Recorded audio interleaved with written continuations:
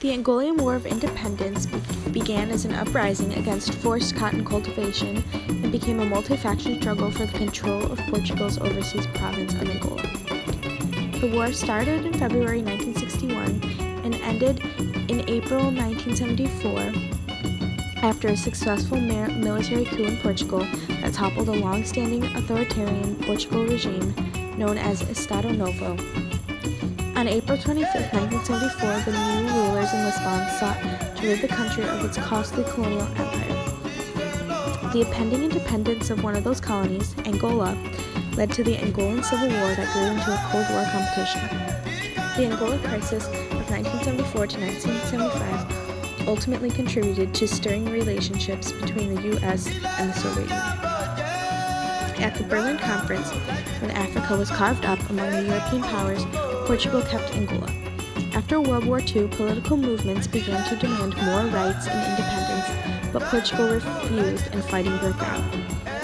There were three revolutionaries that each strived for Angolan independence: the MPLA, led by Nito, the FNLA, led by Roberto, and UNITA, led by Sayumba. After years of warfare known as the armed struggle, Angola finally won independence in 1975 following the coup. The three revolutionaries met with representatives of the new Portuguese government in January 1975 and signed the Alvor Agreement that granted Angolan independence and provided for a three-way power-sharing government between the MPLA, FNLA, and UNITA. However, trust quickly broke down among the three groups, and the country descended into civil war as each group grabbed for sole power. In 1988, a ceasefire was agreed and maintained by a United Nations peacekeeping force, but after an MPLA election win in 1992, won by José Eduardo dos Santos, who succeeded Nito in 1979, the opposition party again took up arms. This caused a 27-year civil war that finally ended in 2002 when the leader of UNITA was killed.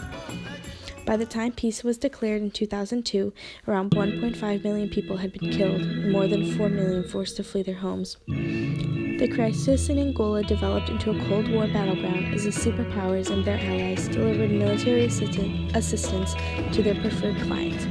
The United States supplied aid and training for the FNLA and UNITA, while troops from Zaire assisted Holden Roberto and his fighters. China also sent military instructors to train the FNLA. The Soviet Union provided military training and equipment for the MPLA. During the summer of 1975, the Soviet-supported MPLA was able to consolidate power in Luanda and oust the U.S.-supported FNLA from the capital, but the FNLA continued to attack.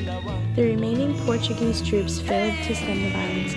When MPLA leader Nito announced November 11, 1975 as the day of Angolan independence, Lisbon decided to withdraw its troops.